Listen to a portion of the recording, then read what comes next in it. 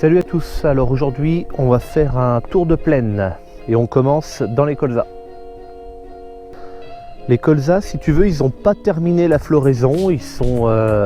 On peut voir au sol qu'il y a déjà des pétales qui sont tombés par terre. Alors quand il y a des pétales qui commencent à tomber par terre comme ça, c'est temps de faire le fongicide sur les colzas.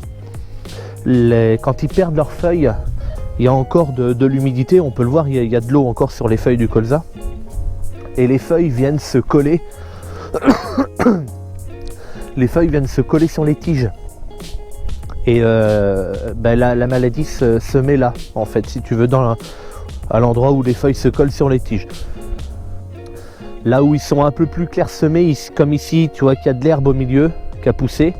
Mais l'herbe est quand même vachement limitée par la hauteur du colza. Donc je pense pas que cette herbe là on verra, mais de toute façon maintenant j'interviendrai plus avec des herbicides ou des trucs comme ça dans le champ. Là la seule chose qui peut se passer maintenant, là ça va être le fongicide pour éviter la maladie à cause des pétales, et au pire un insecticide qui peut survenir parce que il y a j'ai déjà vu ça, c'est des grappes, c'est violet un peu, des grappes de pucerons qui viennent se mettre sur les siliques. Donc les siliques, c'est les petites branches où il y a les graines dedans. Alors le blé maintenant. Donc le blé, ça se passe plutôt bien. Il y a quelques pieds de raie gras à droite à gauche. C'est pas méchant. C'est dans cette parcelle là que j'avais une partie du colza l'année dernière qui avait été étouffée dans le raie gras. Pour le stade du blé, j'ai arraché le mètre brun et j'ai oublié le cutter dans la voiture, donc on va retourner à la voiture pour regarder le stade. Mais là, de toute façon, je sais qu'il a déjà passé le premier nœud parce que je le sens là au bout de mon doigt là, ça fait une boursouflure. Aujourd'hui, je ne l'ai pas dit, tiens, en fait on est le 5 avril. Il n'avait pas plu depuis un certain temps, les maïs sont semés, le tournesol pas encore.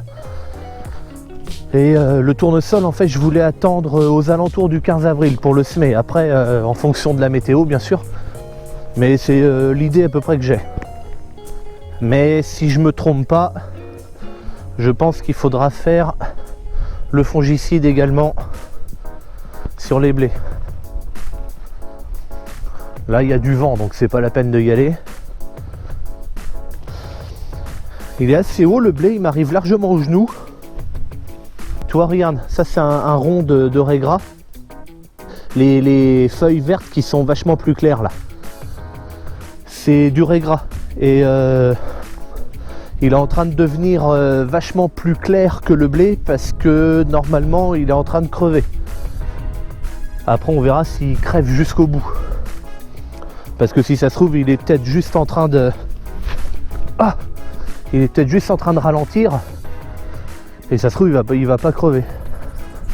En plus, juste avant de descendre de la voiture, je me suis dit, il faut que je pense à prendre le cutter. Hein. Penses-tu? Ok, alors, hop. Un cutter. Donc on enlève juste ça là, c'est où il y avait les racines, ça. Et donc on fend la tige. Là c'est le premier nœud, je le vois bien.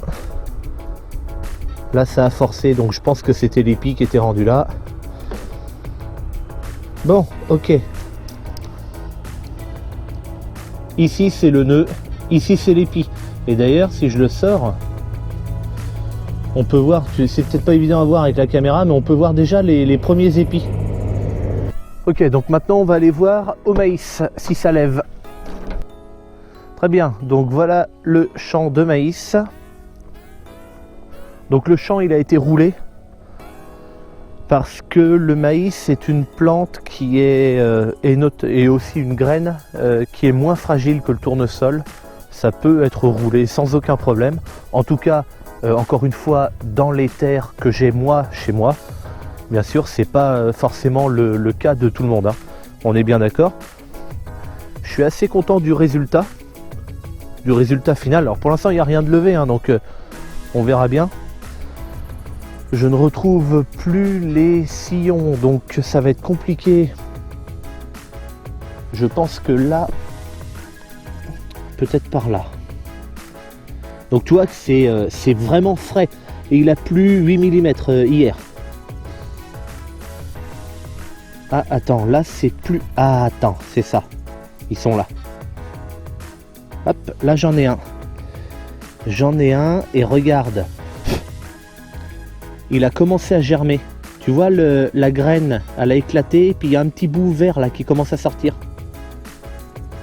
Donc il a commencé à germer celui-là. Fantastique. Allez, retourne là-dedans.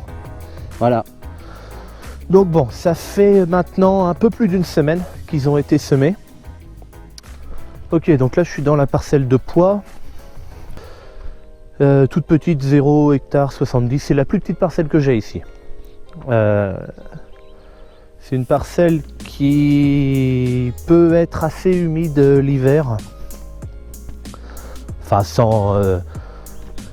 j'ai jamais vu le champ à blanc d'eau, hein, ça arrive jamais ça, mais voilà, terre un peu lourde quoi, voilà, on va dire ça comme ça. Donc les pois sont pas vilains du tout. Ils sont même très beaux. Alors il y en a des tout petits comme ça là, je sais pas pourquoi ils sont petits comme ça. Sinon voilà, l'immense majorité est comme ça.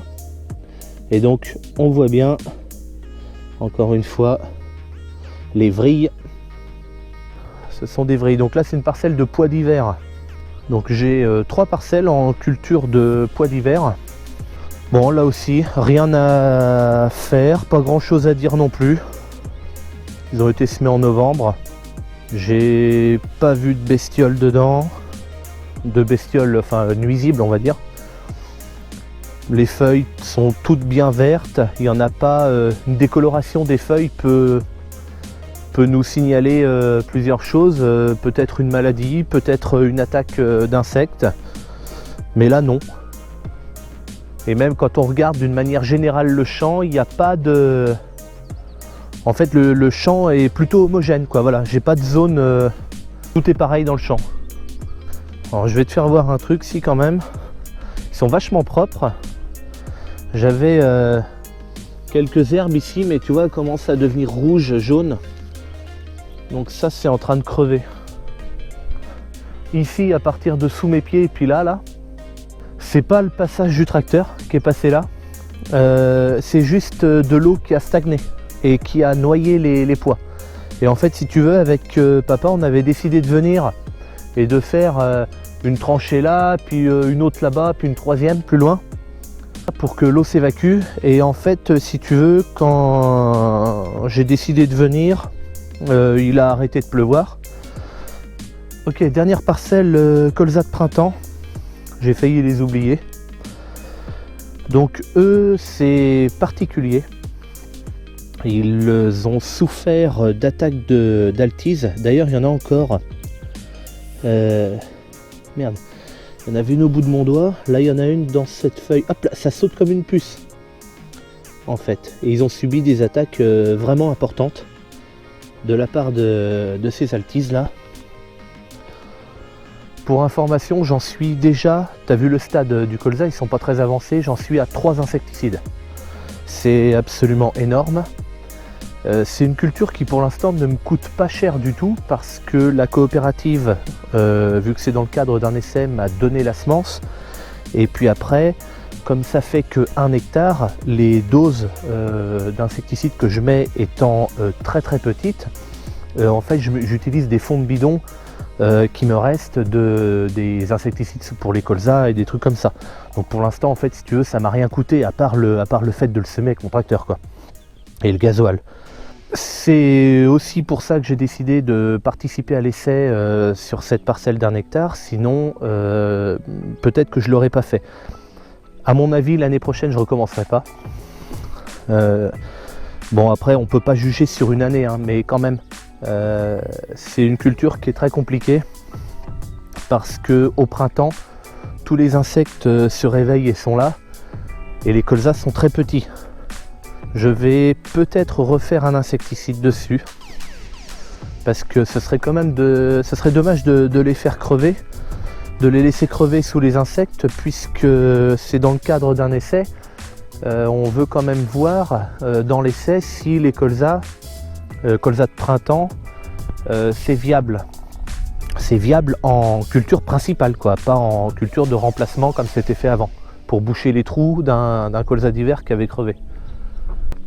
Pour ceux qui se posent la question, le colza de printemps, ça n'a rien à voir avec le canola. J'ai déjà eu des remarques allant dans ce sens. Ça n'a rien à voir. Le canola, c'est un colza qui peut être OGM ou pas d'ailleurs. Alors canola, en fait, je me rappelle plus ce que ça veut dire, je te le mets là en description. En fait, c'est un colza qui a été développé spécialement au Canada il est, si tu veux, riche en huile, plus qu'un colza normal. Il y a plus d'huile dans les graines et il est moins acide. Alors je sais plus quel acide, mais il y a un des acides qui est largement moins. Voilà, mais sinon non, c'est pas le colza que j'ai là, c'est pas du canola. Alors il y a de l'herbe dedans, surtout ici. En fait, toi, cette bande là comme ça. Mais bon, c'est pas grave. Là aussi, encore une fois, j'ai un restant de bidon de herbicide colza d'hiver, parce qu'en fait, c'est les mêmes herbicides et les mêmes insecticides qui vont dedans. Hein. Donc que j'utiliserai.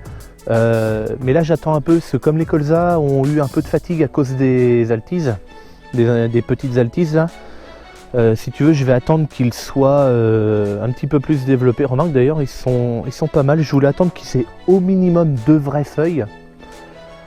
Mais là, ils ont l'air d'avoir à peu près tous 2 vraies feuilles. Ils sont plus en cotylédon là.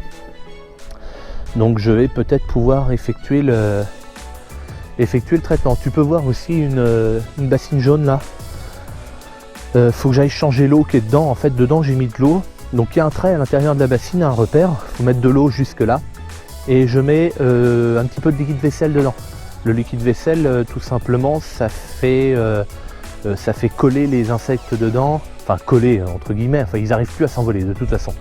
Et après, moi, je vais voir dedans. Donc là, on va pas y aller, c'est plus bon ce qu'il y a dedans, donc on verra rien.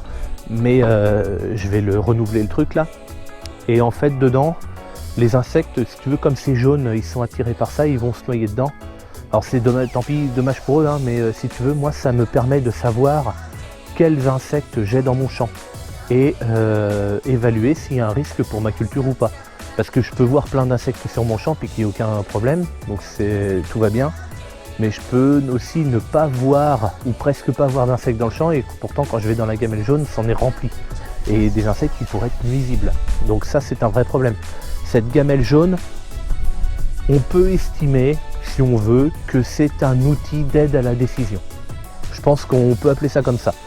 Grâce à cette gamelle, effectivement, comme je te disais, je peux savoir si c'est nécessaire d'intervenir avec un insecticide ou pas.